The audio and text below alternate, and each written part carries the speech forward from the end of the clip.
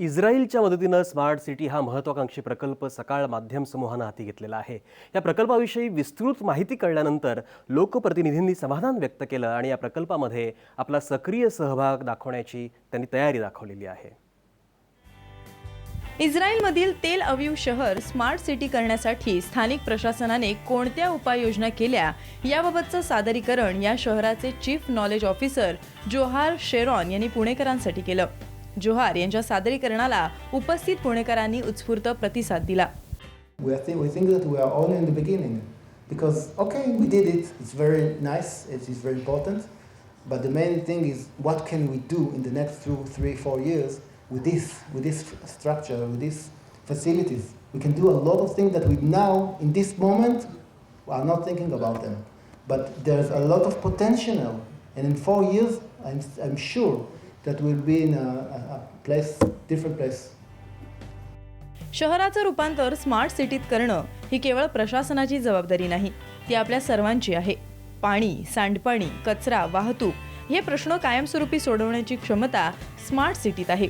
त्यासाठी कालबद्ध कार्यक्रम आखून त्याचं नियोजन करण्याची गरज आहे। त्यासाठी तेल अवीवचं मॉडेल पुणेकरांना उपयुक्त ठरेल असा विश्वास गिरीश बापट यांनी यावेळी व्यक्त केला। या सगळ्याच्या संदर्भामध्ये एकत्रित विचार जर आपण केला आणि आपण टाइम बाउंड प्रोग्राम जर ह्याच्यात ठरवला, मला असं वाटतं की 2 पैसे जास्त खर्च होतील, ते करूही खर्च, पण तो सर्वांगीण विकास होईल। आणि स्मार्ट सिटी बनवत असताना केवळ उंच इमारती आणि चकाचक रस्ते एवढी कन्सेप्ट नाही, तर ज्या शहरामध्ये नागरिक राहतात, मग त्या महिला असतील, ज्येष्ठ नागरिक असतील, अगदी मी तर म्हणतो पुढे जाऊन अपंग असतील की ज्यांना रस्ता क्रॉस करणं देखील अवघड होतं, अशा सगळ्या नागरिकांच्या दृष्टीने पुणे हे सोयीचं आहे, आनंददायी आहे, त्यांना त्रास होत नाही। अशा पद्धतीची नुसतीच विकासाची कामं नाही, तर मानवी विकासाची कामं देखील त्याच्यात करून माणूस हा केंद्रबिंदू धरला पाहिजे आणि त्याच्यामध्ये काही नियम आणि बंधनं आपण आपल्याला घालून घेतली पाहिजेत। कारण हल्ली असं होतं आहे की नियम पाळणारा चांगलाच वागतो, नियम न पाळणाऱ्याला काहीच शिक्षा होत नाही।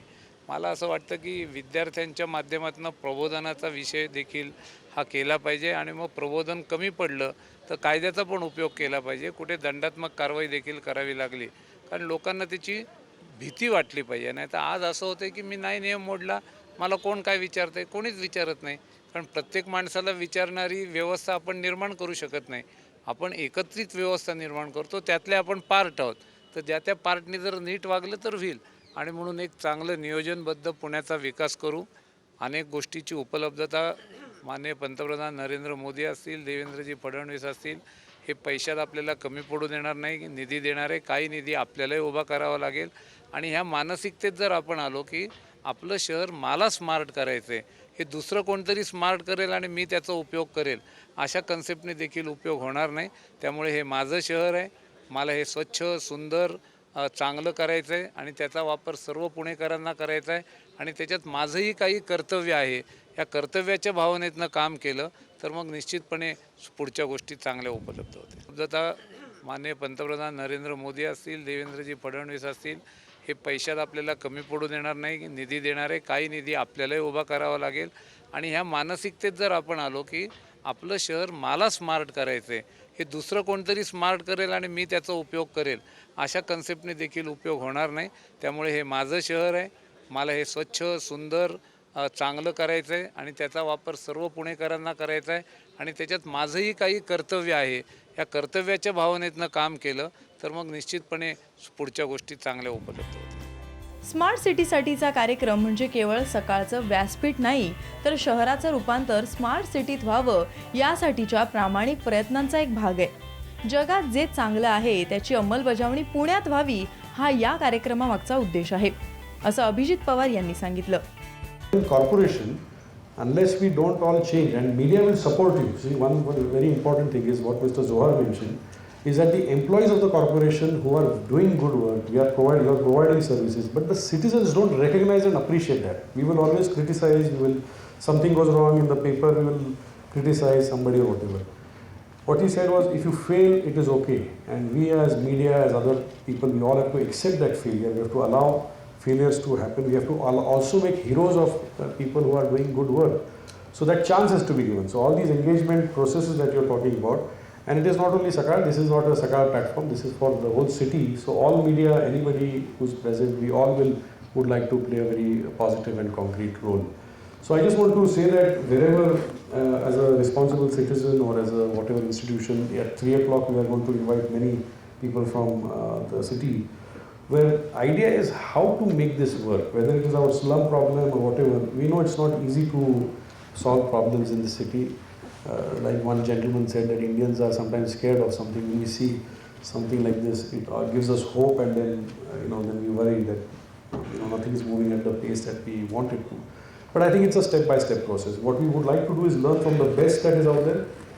Tel Aviv has shown something that is the best in the world, which is why when we went to Israel, we understood and how to do it. In fact, today morning we announced the smart village. याच कार्यक्रमात नागरिकांनी शेरॉन यांच्याशी संवाद साधला.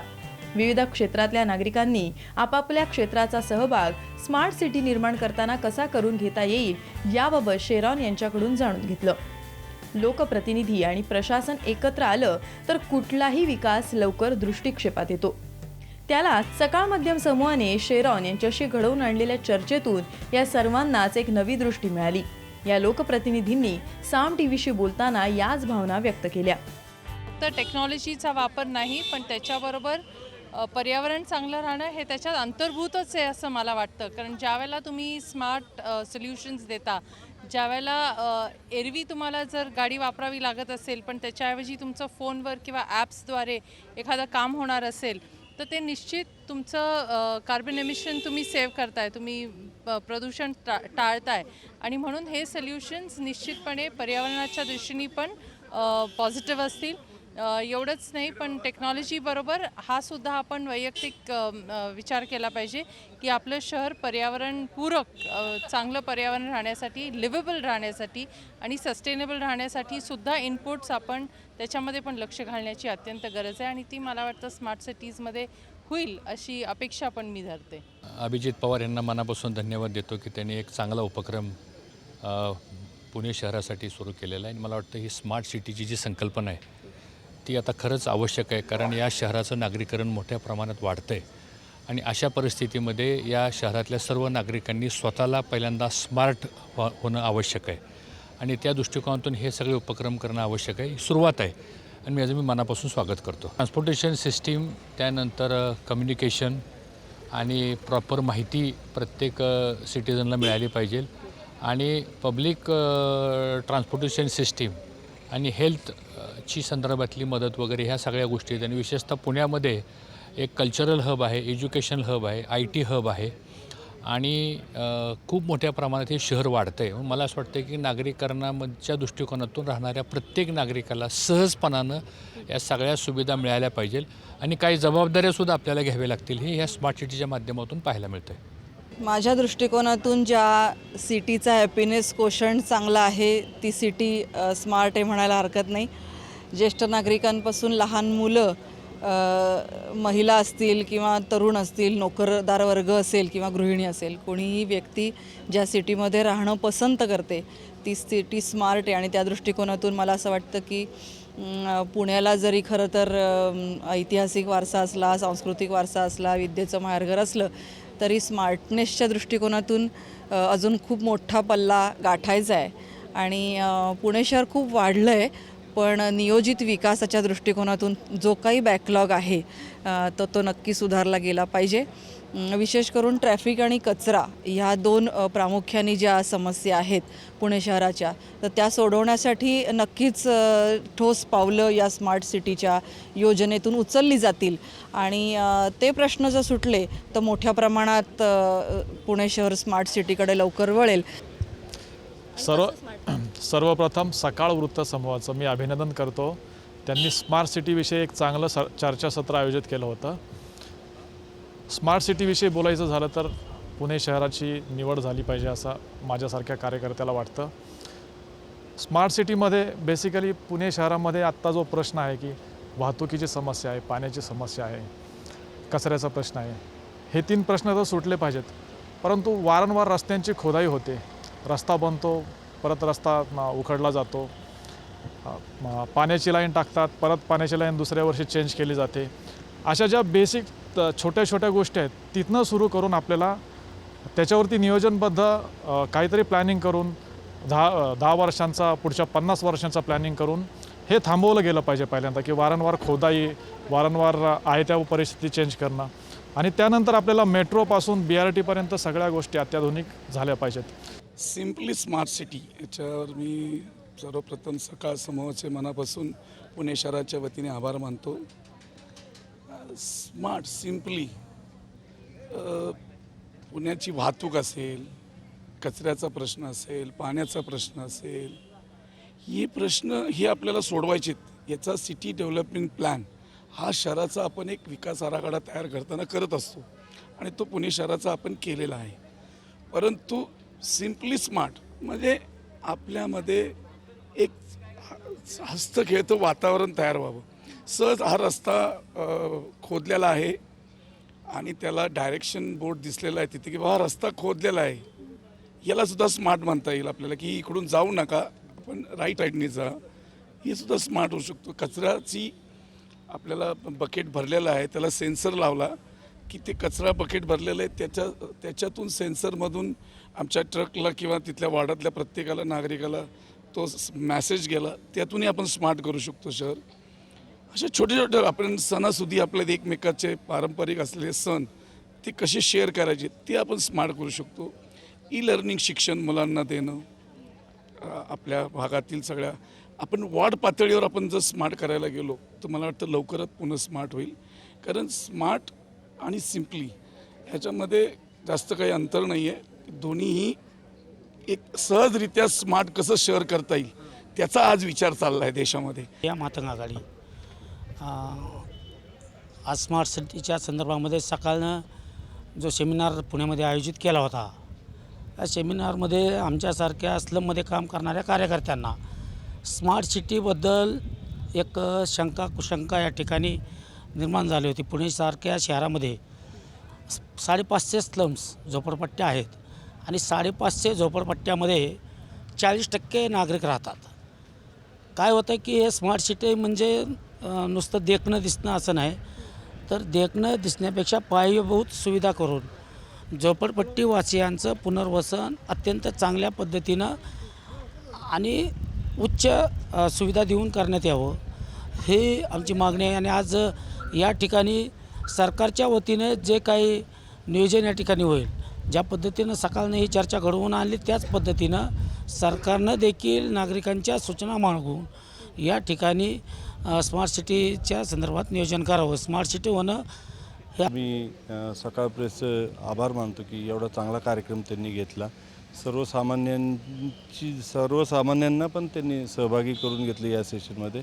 पण एक थोडंसं उणीव राहून गेली की थोडंसं आम्हाला खेद वाटतो की स्मार्ट सिटी ही केंद्राची जी स्पर्धा होती ही एक प्रकारची स्पर्धा होती. त्याच्यामध्ये आम्ही 93% आम्हाला मार्क होते आणि पहिल्या 5मध्ये आम्ही होतो. आणि माननीय मुख्यमंत्री महोदयांना पण स्वतः आम्ही आमच्या नेते अजितदादांबरोबर भेटलो. त्यावेळेस त्यांनी सांगितलं होतं जो कोणी शेवटचा असेल, महाराष्ट्रातनं 10 सिटी घेणार होते, आम्ही पहिल्या 5मध्ये होतो. तर आम्हाला फार वाईट वाटतं की आम्हाला त्या अशा प्रकारे त्यांनी तयार केले. तर आता तुम्ही पण सकाळची पण सकाळ एक नागरिकांचा वाचा फोडणार एक वृत्तपत्र आहे, तर तुम्ही पण आम्हाला मदत करा. आणि आमच्या पिंपरी चिंचवडला ॲक्च्युली आम्ही 2007मध्ये बेस्ट सिटी म्हणून आमचा अवॉर्ड डिक्लेअर झालेले आहे. आम्ही बेस्ट सिटी म्हणून अवॉर्ड घेतलेले आणि पुढे आम्हाला स्मार्ट सिटीमध्ये घेण्यात यावे अशी मी सकाळला विनंती करतो. आणि तुम्ही आम्हाला ह्यासाठी पाठिंबा द्यावा ही विनंती. पण आपल्या दृष्टिकोनातून स्मार्ट सिटी काय स्मार्ट सिटी म्हणजे त्याच्यात बरेच मुद्दे आहेत. मोठे प्रशस्त रोड असायला पाहिजे, पाणी पुरवठा 24/7चा, कचरा नियोजन, ह्या सगळ्या गोष्टी असायला पाहिजे. ज्यांच्यावर मतदारांनी विश्वास टाकलाय त्या लोकप्रतिनिधींची ही प्रातिनिधिक मतं. शहरं स्मार्ट सिटी बनवण्याच्या संकल्पात अशा सर्वांचीच मदत लागणार आहे. या सर्वांना साम टीव्हीच्या शुभेच्छा आणि सक्रिय पाठिंबाही. ब्युरो रिपोर्ट, साम टीव्ही, पुणे.